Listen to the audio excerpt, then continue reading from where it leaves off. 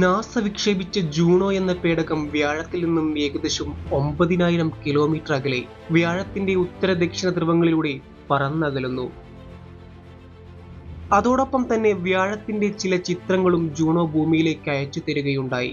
എന്നാൽ നാസയിലെ ശാസ്ത്രജ്ഞർ ഒരു ഞെട്ടലോടെയാണ് ആ ചിത്രങ്ങൾ കണ്ടത്. ആദ്യമായാണ് ഒരു ഗ്യാസ് ജെന്റ് ഗ്രഹത്തിന്റെ ചിത്രങ്ങൾ ഇത്ര വ്യക്തതയോടെ കണ്ടതും അവിടുത്തെ ഭീകരത മനസ്സിലാക്കിയതും. ഭീകരത എന്ന് പറയുമ്പോൾ നിരന്തരമായി കൊടുങ്കാറ്റുകൾ വീശുകയാണ് അവിടെ. കൊടുങ്കാറ്റെന്ന് പറയുമ്പോൾ ഭൂമിയിൽ ഇന്നേ വരെ വീശിയ കാറ്റിനേക്കാൾ പല മടങ്ങ് വേഗതയിലാണ് ആ കൊടുങ്കാറ്റ് അവിടെ വീശിക്കൊണ്ടിരിക്കുന്നത്. 1610 മുതലാണ് ജൂപ്പിറ്ററിനെ ശാസ്ത്രലോകം അറിഞ്ഞു തുടങ്ങുന്നത്. ലോകപ്രശസ്ത ശാസ്ത്രജ്ഞനായ ഗലീലിയോ ഗലീലിയാണ് ജൂപ്പിറ്ററിനെ കണ്ടെത്തിയതെന്ന് കരുതപ്പെടുന്നു. സൗരയൂഥത്തിൽ നിന്നും 5ാമത് നിലനിൽക്കുന്ന ഗ്രഹവും സൗരയൂഥത്തിലെ തന്നെ ഏറ്റവും വലിയ ഗ്രഹവുമാണ് ഈ ജൂപ്പിറ്റർ.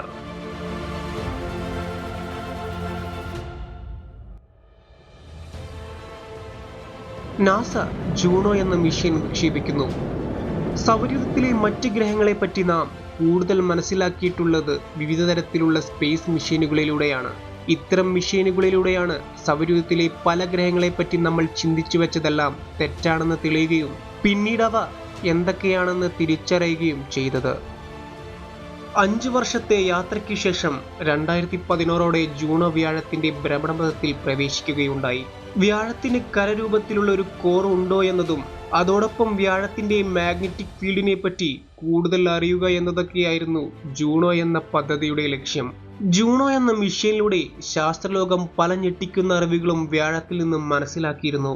സദാ വീശുന്ന കൊടുങ്കാറ്റുകളും ഉത്തര ദക്ഷിണ ധ്രുവത്തിൽ കണ്ട 5 മുതൽ 8 വരെയുള്ള വലിയ ചുഴലിക്കാറ്റുകളും ശാസ്ത്രലോകത്തെ ഞെട്ടിച്ചിരുന്നു.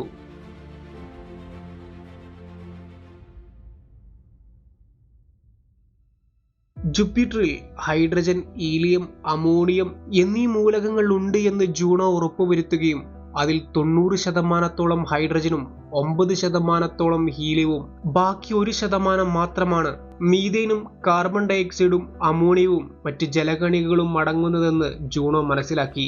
എന്നാൽ വ്യാഴത്തോട് കൂടുതൽ അടുക്കുമ്പോൾ, അതായത് അന്തരീക്ഷം കടന്നാൽ 21% ഹൈഡ്രജനും 24% ഹീലിയവും ബാക്കി 5% മറ്റ് ഘടകങ്ങളുമാണ് എന്ന് ജൂണോ കണ്ടെത്തി. അതോടൊപ്പം ജൂപ്പിറ്ററിനൊരു ഖരരൂപത്തിലുള്ള കോർ നിലനിൽക്കാൻ സാധ്യതയുണ്ട് എന്നും ജൂണോ മനസ്സിലാക്കി. വ്യാഴത്തിന്റെ ഗുരുത്വാകർഷണ ബലം വഴിയാണ് അത് കണ്ടെത്തിയത്. ഒരു നിശ്ചിത വലുപ്പമുള്ള വസ്തുവിന് ഗ്രാവിറ്റി എത്ര ശക്തമാണ് എന്ന് നോക്കുമ്പോൾ അതിന്റെ സാന്ദ്രത കൂടി കണക്കാക്കുമ്പോൾ അതിന് എത്ര മാസ് ഉണ്ട് എന്ന് മനസ്സിലാക്കാൻ സാധിക്കും. അങ്ങനെ വ്യാഴത്തിന്റെ അന്തരീക്ഷത്തിലും അതിനടിയിലുമുള്ള വാതകത്തിന്റെ സാന്ദ്രത നോക്കുമ്പോൾ ജൂപ്പിറ്ററിന് ഇത്രയും ഗ്രാവിറ്റി ഉണ്ടാകണമെങ്കിൽ ജൂപ്പിറ്ററിന് ഒരു ഖരരൂപത്തിലുള്ള കോർ ഉണ്ടായിരിക്കണമെന്നും അതല്ലെങ്കിൽ കോർ ഭാഗത്തിലെ വാതകത്തിന് അത്രമാത്രം സാന്ദ്രതയുണ്ടായിരിക്കണമെന്ന് മനസ്സിലായി. എന്തായാലും ഖരരൂപത്തിലാണെങ്കിലും അല്ലെങ്കിലും കട്ടിക്കൂടിയൊരു കോർ ഭാഗം ജൂപ്പിറ്ററിനുണ്ട് എന്ന് വ്യക്തമായി. ഭൂമിയുടെ വലിപ്പവുമായി താരതമ്യം ചെയ്യുമ്പോൾ ഏകദേശം 1400 ഭൂമികളെ ഒരുമിച്ച് നിർത്തിയാൽ മാത്രമേ ഭൂമിക്ക് വ്യാഴത്തിന്റെ വലിപ്പത്തിൽ എത്താൻ സാധിക്കുകയുള്ളൂ. അത്രമാത്രം വലുതാണ് നമ്മുടെ വ്യാഴം.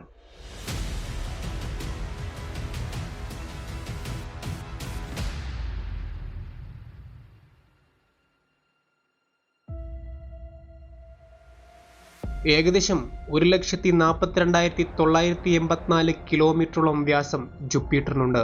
സൂര്യനിൽ നിന്നും 75 കോടി കിലോമീറ്റർ അകലെ നിന്നുമാണ് വ്യാഴം സൂര്യനെ ഭ്രമണം ചെയ്തുകൊണ്ടിരിക്കുന്നത്. ഭൂമിയിൽ നിന്നും കുറഞ്ഞത് 58 കോടി കിലോമീറ്റർ അകലത്തും കൂടിയത് 98 കോടി കിലോമീറ്റർ അകലെയുമാണ് വ്യാഴം നിലനിൽക്കുന്നത്. ഭൂമിയിലെ 12 വർഷങ്ങൾ കൂടുന്തോറുമാണ് വ്യാഴം ഒരു തവണ സൂര്യനെ വലയം ചെയ്യുന്നത്. എന്നാൽ വെറും 9 മണിക്കൂറുകളും 56 മിനിറ്റ് കൊണ്ടും വ്യാഴം ഒരു തവണ സ്വയം ഭ്രമണം ചെയ്യുന്നുണ്ട്. ഭൂമിയുടെയും ചൊവ്വയുടെയും രക്ഷകനെന്നും ജൂപ്പിറ്റർ അറിയപ്പെടുന്നുണ്ട്. ജൂപ്പിറ്ററിന്റെ ശക്തമായ ഗ്രാവിറ്റി കാരണം ഭൂമിയെയും ചൊവ്വയെയും ലക്ഷ്യം വെച്ച് വരുന്ന ഉൽക്ക പല വസ്തുക്കളെയും ജൂപ്പിറ്റർ തന്റെ ഗ്രാവിറ്റി മുഖേന വഴിതിരിച്ചു വിടുകയോ അതല്ലെങ്കിൽ വലിച്ചെടുക്കുകയോ ചെയ്യാറുണ്ട്. പ്രപഞ്ചത്തിൽ നാം കണ്ടിട്ടുള്ള മറ്റു സോളാർ സിസ്റ്റത്തിലെ ഏകദേശം ഇത്രയും വലിപ്പമുള്ള ഗ്രഹങ്ങൾ, അതായത് ജൂപ്പിറ്ററിന്റെ അത്രയും വലിപ്പം അതല്ലെങ്കിൽ അതിനേക്കാൾ കൂടുതലുള്ള ഗ്രഹങ്ങൾ ഒരു സ്ഥിരത കാണിക്കാറില്ല. വലിപ്പത്തോടൊപ്പം തന്നെ അവയുടെ ഗ്രാവിറ്റിയും ശക്തമാകുന്നതോടെ അവയുടെ ഓർബിറ്റിലും മാറ്റം സംഭവിക്കാറുണ്ട്. പക്ഷേ ഭാഗ്യവശാൽ നമ്മുടെ ജൂപ്പിറ്റർ വളരെയധികം സ്റ്റേബിൾ ആണ്. അതല്ലായിരുന്നുവെങ്കിൽ അത് ഭൂമിയുടെ ഓർബിറ്റിനെ വ്യത്യാസപ്പെടുത്തുകയും ഭൂമിയിലെ ഋതുക്കൾ രൂക്ഷമായി മാറുകയും ചെയ്തേനെ. പക്ഷേ സൗരയൂഥത്തിന്റെ തന്നെ തുടക്കകാലത്തിൽ വ്യാഴത്തിന് ഇത്രമാത്രം സ്ഥിരതയില്ലായിരുന്നുവെന്ന് കരുതപ്പെടുന്നുണ്ട്. എന്നാൽ അന്നത്തെ ജൂപ്പിറ്ററിന്റെ സ്ഥിരതയില്ലായ്മ കാരണമായിരിക്കാം ഒരുപക്ഷെ ഭൂമിയുടെ ഒരേ ഒരു ഉപഗ്രഹമായ ചന്ദ്രൻ രൂപമെടുക്കാൻ കാരണമായത്. പണ്ട് ജൂപ്പിറ്ററിന്റെ ആ സ്ഥിരതയില്ലായ്മ കാരണം ജൂപ്പിറ്റർ കൂടുതലായി സൂര്യനോട് അടുക്കുകയും അതന്ന് ഭൂമിയുടെ അതേ ഓർബിറ്റിൽ തന്നെ ഉണ്ടായിരുന്നു എന്ന് കരുതപ്പെടുന്ന ഇന്ന് തിയ എന്ന് വിളിക്കപ്പെടുന്ന ഗ്രഹവുമായിട്ട് ഭൂമിക്കൊരു കൂട്ടിയിടി സംഭവിക്കുകയും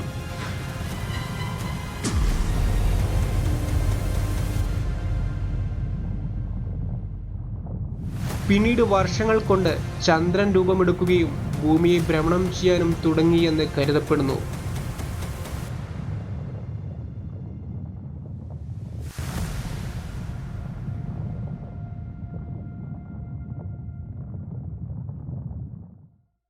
വ്യാഴത്തിലെ കൊടുങ്കാറ്റുകൾ പോലെ തന്നെ വളരെ മനോഹരമായതും ശാസ്ത്രലോകം വളരെ പുരാതന കാലം മുമ്പേ നോക്കിവരുന്ന ഒന്നായിരുന്നു ജൂപ്പിറ്ററിന്റെ റെഡ് സ്പോട്ട്.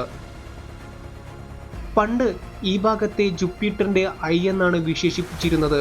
എന്നാൽ പിന്നീട് ഇത് ഭൂമിയുടെ അത്രയും വലിപ്പമുള്ള ഒരു കൊടും ചുഴലിക്കാറ്റാണ് എന്ന് മനസ്സിലാക്കുകയായിരുന്നു. സൗരയൂഥത്തിൽ ഭൂമി കഴിഞ്ഞാൽ ഏറ്റവും പ്രധാനപ്പെട്ട വസ്തുവും സൂര്യനെ വരെ ഉലയ്ക്കുന്ന സൗരയൂഥത്തിലെ ഒരേയൊരു ഘടകവും ഭൂമിയും ശനിയും കഴിഞ്ഞാൽ ഒരുപക്ഷെ ഏറ്റവും മനോഹരമായ ഗ്രഹവുമാണ് ജൂപ്പിറ്റർ.